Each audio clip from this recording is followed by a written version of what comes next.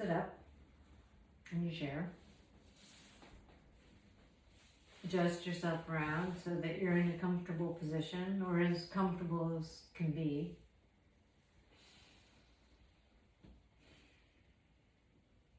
Find a spot for your gaze. Notice what you're looking at. Notice what you can see in the periphery.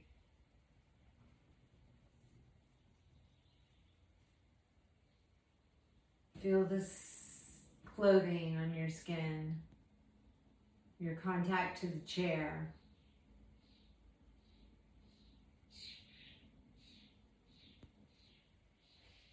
The temperature of the air.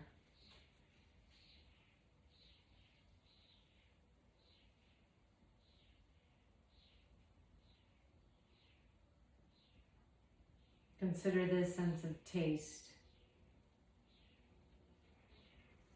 Open your ears to listen.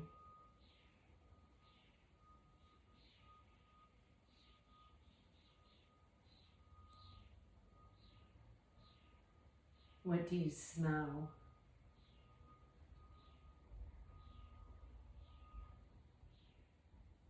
Start to observe the breath. Keep your eyes still, fixated on that spot on the floor in front of you, or you can close your eyes. Sit up.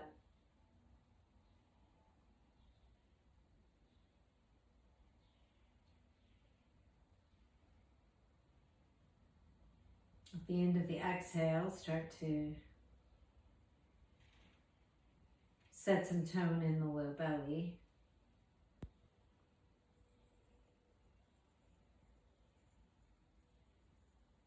Lift the rib cage and lift the crown. Breathe into the low back ribs, so that with each inhalation you might notice that space expanding out and back.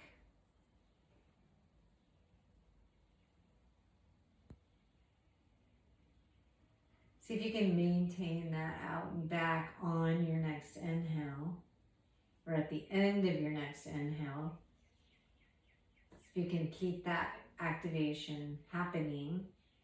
As you exhale, start to draw your front ribs together.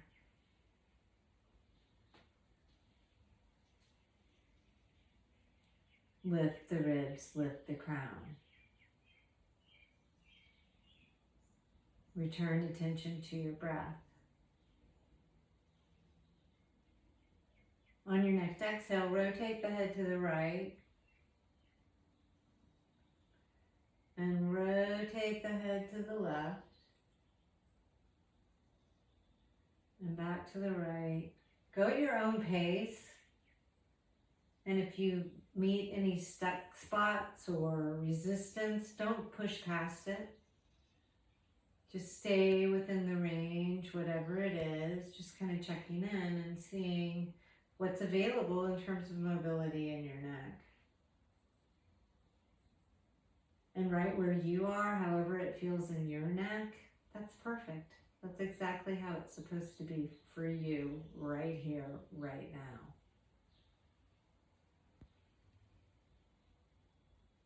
So the next time you rotate your head to the right, however far that is, start to draw the chin down to the middle of the collarbone. And then return the head, rotate the head to the left, and reach that chin down towards the center of the collarbone. And just look into that a little bit. Go by feel, go by sensation, don't force. Again, just beginning to mobilize the neck. And then draw your head back to the center. Return your attention to your breath. Inhale into the low back ribs and the side ribs. As you exhale, draw those front ribs together, keeping that sternum drawing in and down.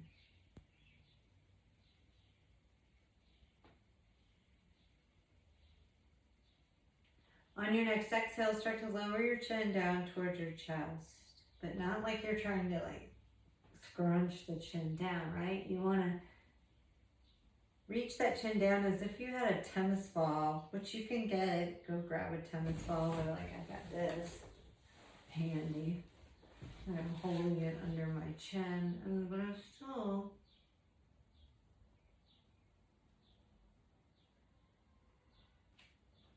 gonna lower that head down and lift it up. And then take it down, take it up. Again, stay within your range. And I want you to consider that you're not leaning forward and leaning back, sitting up straight as best as you can, and that it's just the tilting of the head on top of the neck, like the atlas. All right.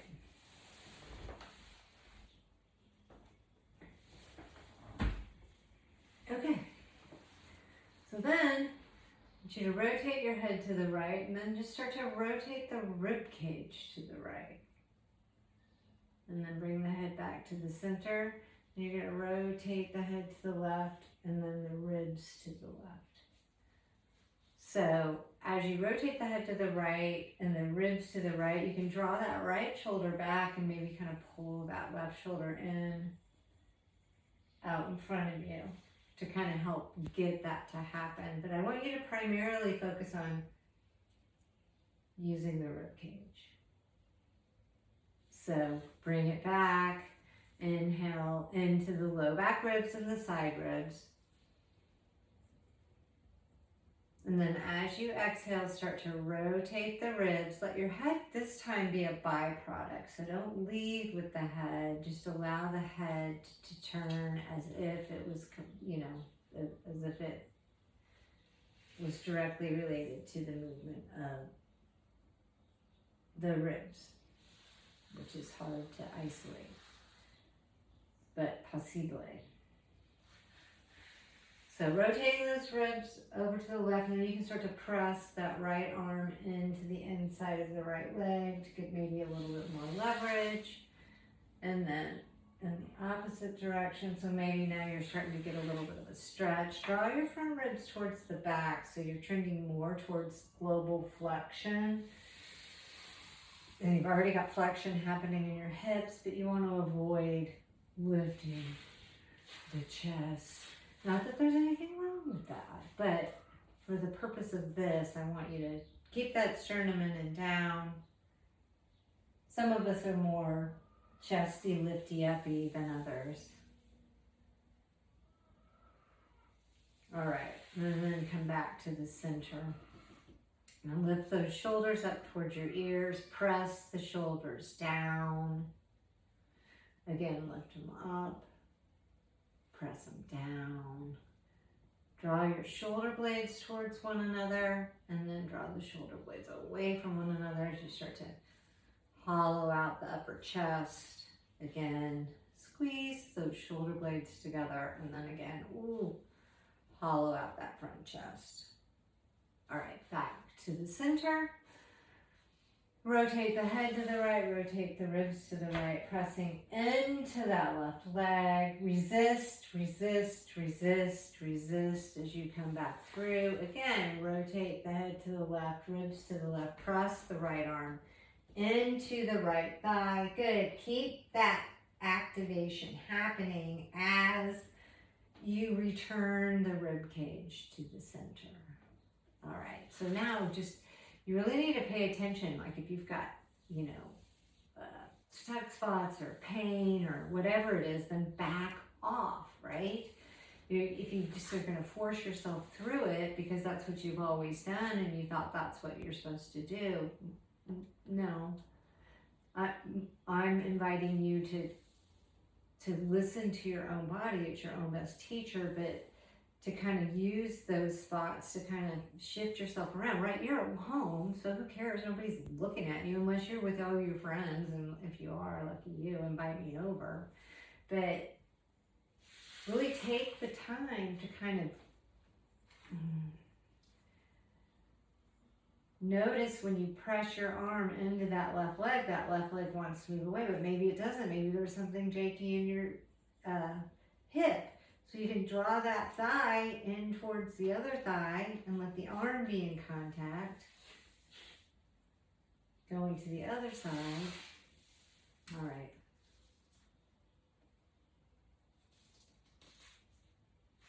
Let's go back to the breath. So find your gaze spot, soften the eyes. You can close the eyes. Put your lips together, take your teeth apart. Draw the breath into the low back ribs and the low back side ribs. Feel the expansion of the rib cage from the inside out. And as you exhale, contract those front ribs towards one another. Breathe into the low back body. Exhale, tone the belly.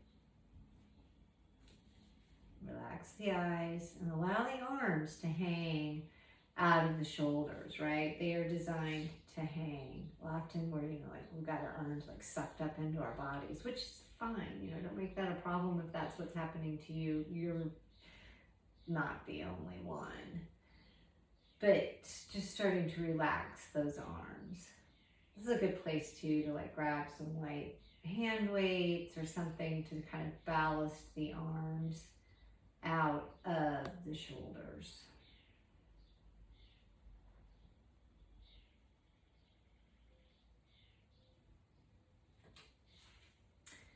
And then just sort of shift your weight over to the right, and you're gonna like lift that left hip up. Keep the left hip up as you shift your weight back over onto your sit bones. Shift your center of gravity over to the left and squeeze that right hip up. So getting into the lateral, right? Shift it over, hike it up. I like to call this, I got a toot pose.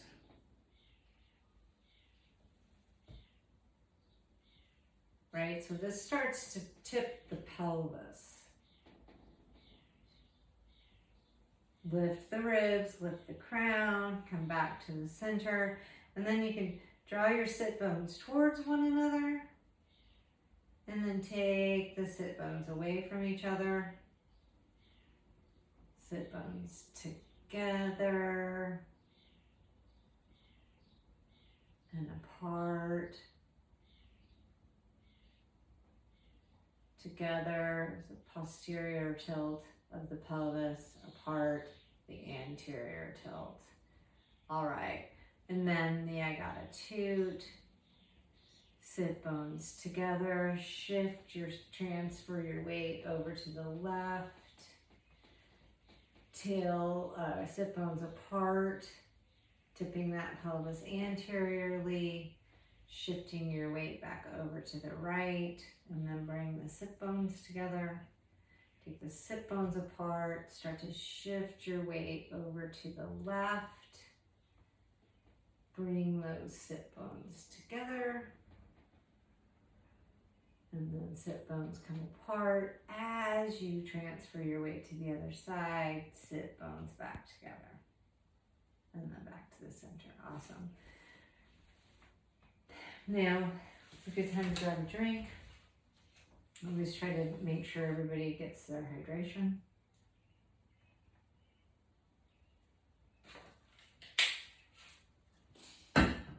Okay.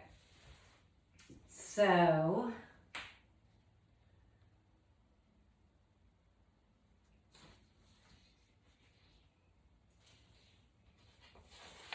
shoulders, right? Remember the arms hang? As I said, you can get some light weights. Like these are like 2s. It just kind of helps traction the arms out of the shoulders. And this is only if your shoulders are good, right? And they're not giving you any trouble. And your doctor's like, yeah, sure, you can do whatever. You're cleared to go. Or, you had shoulder replacement, whatever. Follow your doctor's orders, right? Do your exercises. Anyway, so the arms hang out. If you have weights, you can use them. Then you're just going to start to externally rotate the arms, right? First, reestablish the container of the breath.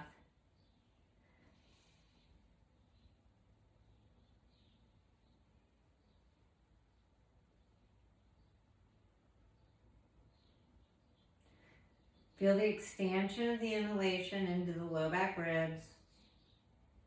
As you exhale, draw those front ribs towards one another. You can be leaned up against the back of the chair. You can move up more towards the front edge of your chair. This chair is a little bit tall, so my feet don't come down flat on the floor, which is not ideal. I would prefer to have a chair where my thighs are parallel to the floor, but whatever.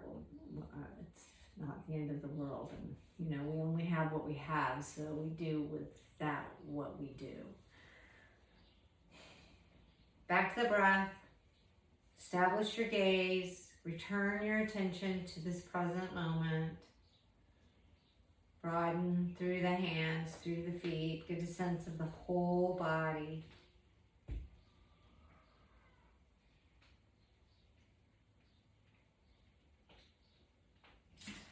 And then externally rotate the hands. Internally rotate the hands. External, internal, external, internal.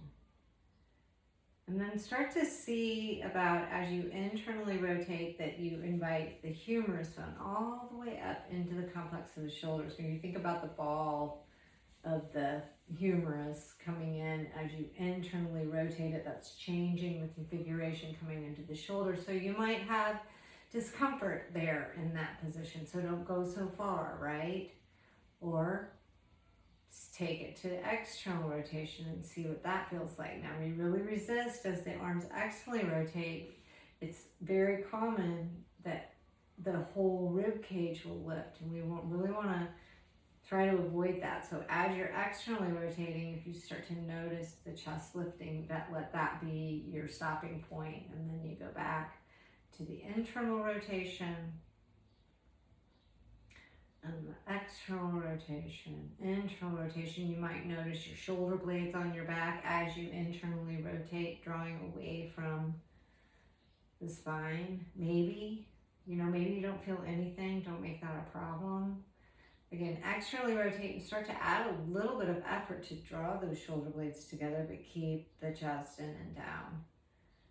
And internally rotate. Externally rotate, and kind of, play around with it. Again, you can pause right here if you like this and you want to spend a little bit more time here, or any time, if you are not sure, you're like, oh, I need to learn that, then just stop it and rewind it and play it again. Okay, so now external rotation, internal rotation. King Tut. Right? See, I don't have a whole lot of action happening in the body. You want to try to isolate it to the arms. But if you have to move a little bit in order to get in there, then certainly do that. Gaze follows the hand that's facing up.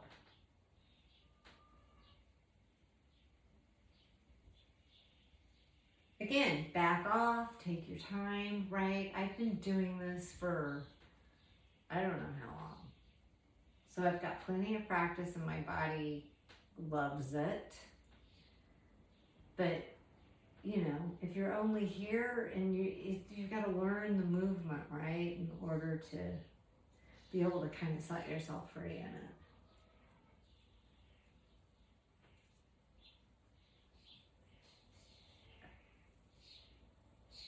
Now I'm just playing. Okay. Shake those wrists out. Take the arms out. Keep the ribs in and down. Take those arms across. Give yourself a hug. Notice which arm is on top. Inhale.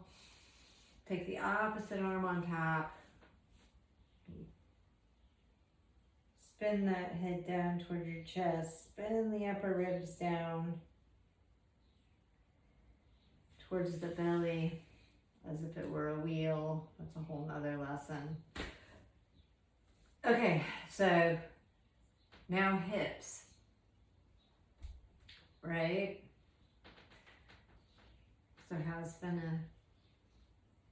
a method to the madness that I teach. Now we're to the hips, right? So think about walking. Lift those ribs, lift that chest. Just doing the legs. Walk those feet together, take the knees apart. You can even press those knees away from each other. Bring the knees in, walk the feet apart. See how that starts to internally rotate the thighs. And then externally rotate the thighs. Internally rotate the thighs. Externally rotate the thighs. See how my feet are like a frog? And then a pigeon toe. This was me when I was a little teenager. Like a young teenager. I always had my toes pointing towards one another. Like.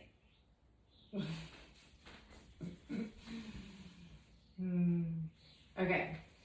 So again, march. You may need to shift your center of gravity back to take some of the pressure and the weight off of the hip complex, but I don't want you to start using your hip flexors to make this happen either. So if it starts to get sore there, then just don't lift them so high. Maybe you can just like come up on your heel, come up on your toe, heel, heel, or heel up, toe down. And then if it's available, lift those thighs. And then lift the right thigh, step it over to the right, and bring it back. And left, and bring it back. And right, and bring it back. And left, and bring it back. And if that doesn't work, just heel toe the foot. And heel toe the foot. Keeping that thigh driving away from the center line. Try not to let that knee fall in. Leading with the thigh and bringing it back in. Not so much of an internal and external rotation here, but it is allowing that hip socket to get a little bit of mobility happening inside of it. So you can take your knees over in one direction and the other. And the other, and the other. All right, again, let's go back to the gait. So, opposite arm, opposite leg. March, march, march, march, march, march. Next time that right knee comes up, if you can, grab a hold of it. If you can't, grab under it. If you can't do either one of those, you can just grab onto that thigh and lean back.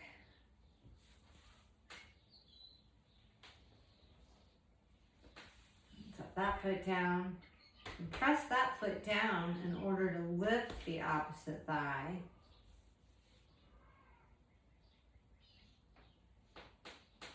Again, remember you can grab under,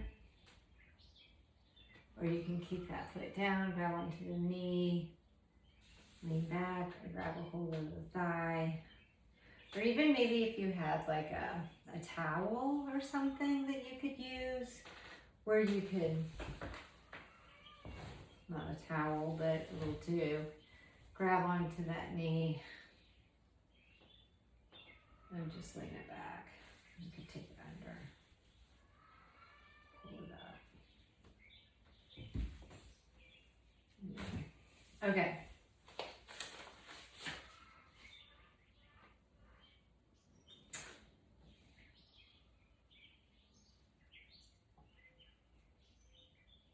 Okay. So back to the breath, find your gaze spot.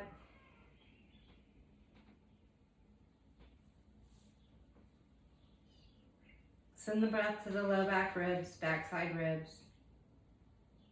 Maintain that expansion as you exhale.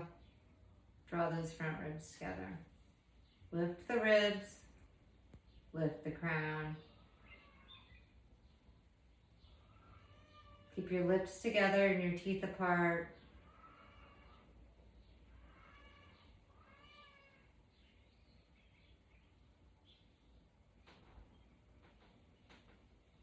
Rotate the head to the right, rotate the ribs to the right, rotate the head to the left, rotate the ribs, right?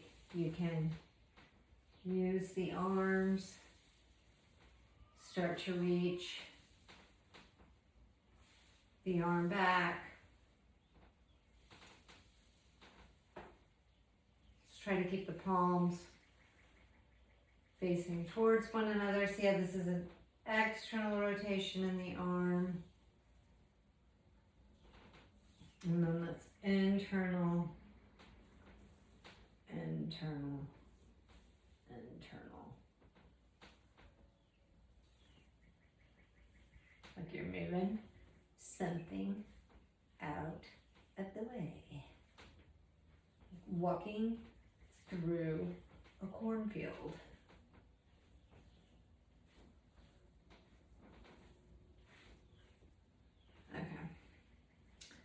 All right, so now standing up.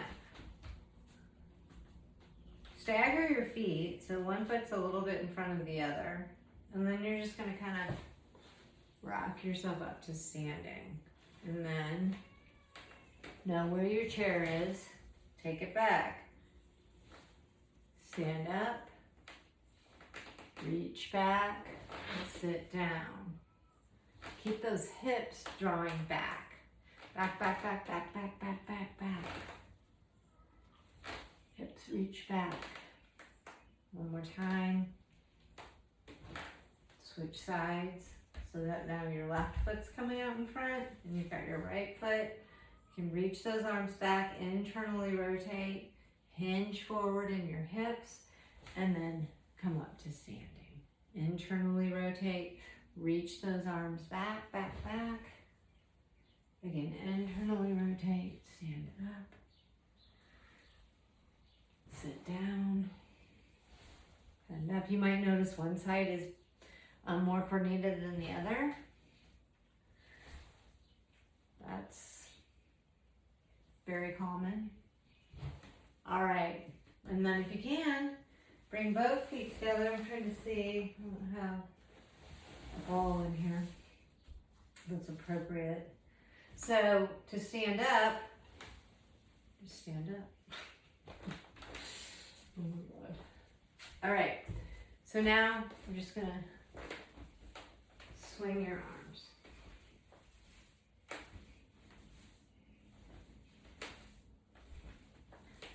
So that at first you may just kind of have to see what is available in terms of mobility in your arms. Or maybe you just go one arm, right? If you've got one wing that's injured, fine. Just do the other arm. Maybe hold the sore shoulder or whatever close to your body. But if not, see if you can use the momentum of your legs to swing your arms. And then go side to side. And you may need to just stay in the sagittal plane. If this is okay, you know, and everything's nobody's complaining, meaning, you know, anybody of your body, if you want your shoulders, your hips, your back. But, so maybe you just go like this. Right? Or maybe your arms just go like this. That's fine. Remember, you're not gonna, I mean, you might be able to do what you see me doing. If you do, good for you. It's not a competition. Remember, leave your ego in the other room. Okay, so that's this way and this way. Now let's take that right foot out in front and kind of shift your weight back towards your back leg. And then you're gonna reach it down and scoop it up. Hinge at the hips, reach it down and hinge it up. Try not to go into a back bend.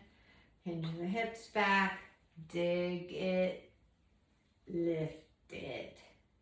Bend the knee in the back. You can keep the front leg straight. And one more time. Again, pause if you want to do more. You need to practice or rewind to see what it is. You know, it's for you. You can do what you want. You got free will, right? Now again, shift your weight back, straighten that leg that's in front as best as you can, and then scoop it down and bring it up. Hinge the hips back, scoop. It's like that movie. Bend and snap. Bend and snap. Last seconds. Okay, so now come behind your chair. So it's really important in helping to create a durable body that is durable from falling, right? You want to prevent falling. So calf strength is important. You can do that like when you're brushing your teeth or I don't know, checking to see if you have any whiskers or whatever. Kitchen sink, do calf raises. Just lifting and lowering your heels. But pay attention again if your ankle hurts or your foot hurts, you know, you gotta take care of yourself, people. You know, just you have to. Or you don't. But if you don't, who's going to? So feet about hip distance apart. And you just want to kind of lift and lower. And then shift your hips back, lift your toes. Set the toes down, lift the heels, come up tall. Slowly lower down. See that your weight is evenly distributed in your feet. Bend the knees, lift the toe pads, straighten the legs. Bend the knees, set the toe pads down. Big toe and little toe pad together. Lift through the calves or through the heels. Again, you know, do 30 of these a day. Right? 10 in the morning, 10 in the afternoon, 10 at night, and you start to build that calf strength and ankle strength is all good, right? So now come over to the right side of your chair and stand on that left leg. Keep the right leg, left hand on the chair, and then just take the weight out of the left leg. Try not to sink into your hip, so make sure you stand well, and maybe you need to keep that foot down, you know, like 10% or maybe it's 20%. Just try to load a little bit more weight on to the right leg so you can start to, test your balance, right? It's helpful to find a spot on the floor for your eyes. Return your attention to your breath. And see what you got in terms of balance. If you can bring that left leg up to 90 degrees. Right now, my posting leg, my right leg, the leg I'm standing on, the butt is starting to burn. I'm drawing my sternum in and down. And I know I carry my head forward, so I'm going to shift it back in space. So now it feels like I am way back in the back body. Inhale into the low back ribs. Exhale, cinch those front ribs together. Balance, balance, balance. Keep your gaze quiet. And then you can put your hand on that chair and to lower the leg down, or if you can keep your balance, use your chair and hinge it forward. And then back and forth, back to that gate. And back and forth. Forth and back. Step that back foot back. Rotate the ribs to the right, the head to the right. Draw the thighs away from the center line. And then come back to the center. Go to the other side. Getting close. So again, we're going to stand on that left leg and use your right leg, if you need to, for support, and your hand on the chair. Lift the ribs, lift the crown, find your gaze spot, and again, start to test your balance here. Now, I didn't say this on the other side, but try to get your weight evenly distributed in your foot. And if you can't, don't make that a problem, right? So if anything I say distracts you, and just ignore it. Well then, it's available. You can bring that right thigh up.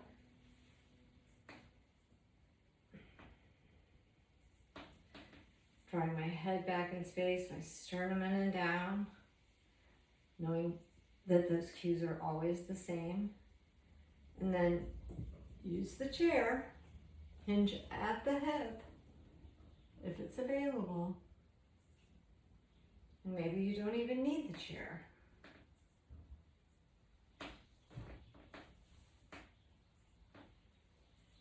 Gate.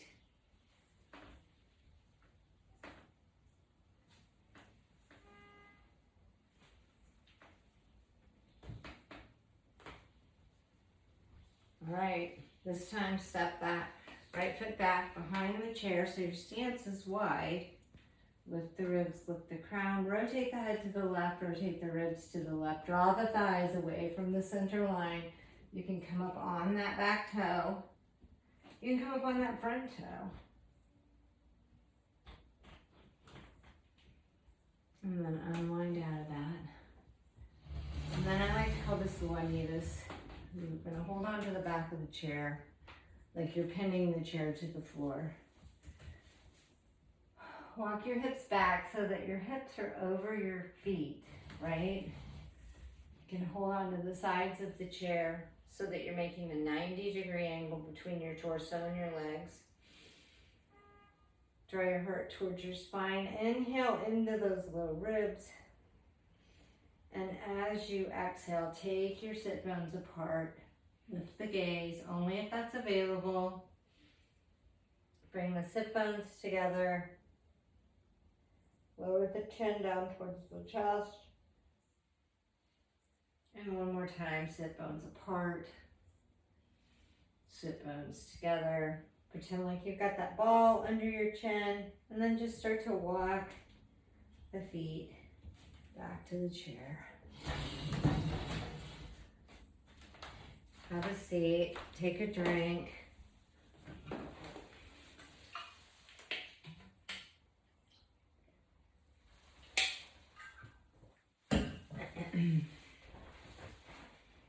All right. So you can put your heels up. You just want your legs to be comfortable. You can lean into the back of the chair if you want to, or you can continue just to, sit upright, hold yourself up. But know that the support is there, and that doesn't make anybody lesser because they're using the back of their chair. That makes, in my opinion, makes them smart, right? If they need the support, use the support. So place your hands someplace where they're not a distraction. Return your gaze. Keep your lips together, take your teeth apart. You can close your eyes. And return your attention to your breath. And survey the body for any tension or sensation. Readjust yourself. if you need to be supported. Put a little tone, subtle tone in the low belly.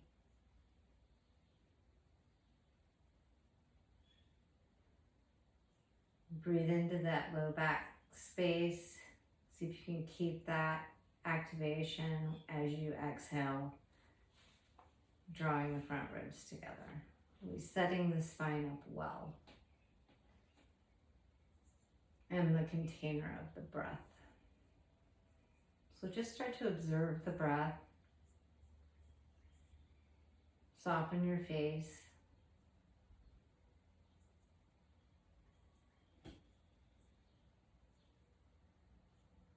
We're just going to start to count. Starting at the exhalation. We're going to count backwards. So from 10 all the way down to 1. And I'll let you do it inside of your own experience, right? Because the practice is that you will exhale inside or out loud, however you want to do it, doesn't matter. Exhale 10, 9, so that you're just counting the exhales, right? Starting at 10, or you can start at 1. It really doesn't matter. So if you want to count 1, 2, 3, 4, 5. But if you want to challenge your brain a little bit, count backwards, right? Or come up with some, some game that's like a numbers game. Okay, I'm talking too much. Just blah, blah, blah, blah, blah. So let's start at the first exhalation, the first of 10. And count backwards until you get to 0. And if you get distracted and all of a sudden you're like, oh my God, I've been up on the thought rail for however long, just go back to your starting number, be it 10, be it 1, or whatever it is.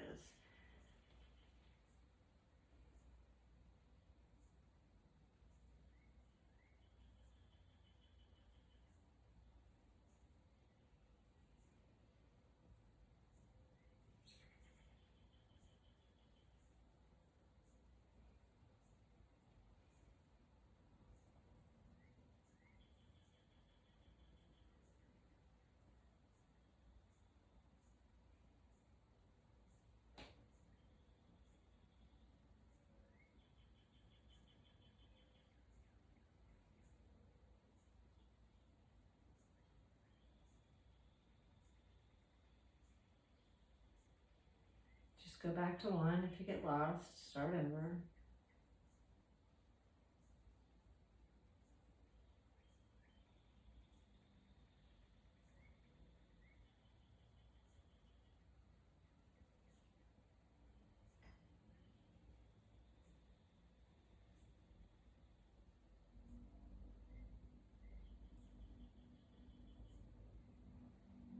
And at the end of your next exhale, just see if you can even just pause for just a very short second before the inhalation comes in. And once the inhalation begins, notice right when it's filled up, right? And it's going to start to change. And just notice right when that exhale begins. Exhale fully. Don't get in a hurry to make your next inhale. But when it's time for the next inhale, notice that.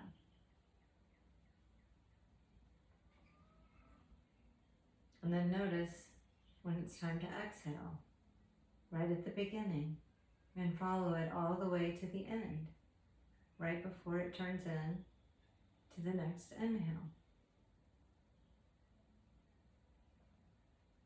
And with the next exhale, start to lower the gaze, even though the eyes are closed, or maybe they're open, whatever. Look down, like down your nose, down to your chin, down to your heart, all the way down to your toes.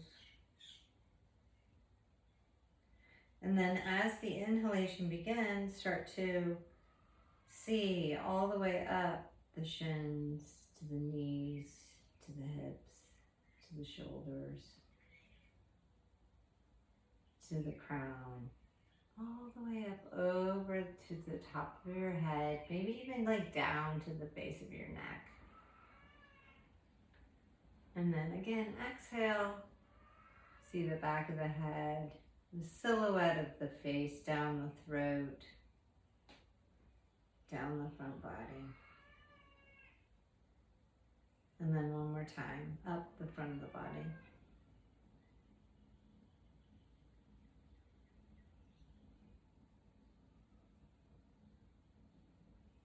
And then sit up straight, lift the ribs, lift the crown. And see from the crown of your head all the way down your back, down the spine, to the base of the spine. Release any tension in the back body that's available to release. And from your back of your hips, down the backs of your legs, to your heels, to the soles of your feet, all the way up over your toes. On the next exhale, start to lower that head down towards your chest. Release your arms off of your lap so that the palms are facing out in the direction of the knees. And then as you inhale, just float those arms up. You can sit up straight. Really broadening through the hands, through the feet. You can straighten the legs and the arms. Maybe it's one at a time. Maybe it's just your wrist and then your ankle and then your ankle and then your wrist. And then again, scoop it up. Press it down, press it out. Again, scoop it up, inhale. Exhale, nice and easy, using the least amount of effort to make this happen. One more time. Inhale up, look up. Press the space around you down. Bring your fingertips together. Bring your elbows together. Curl your fingers under and then bring your thumbs together. So grab a double heart. Namaste. That was a long one.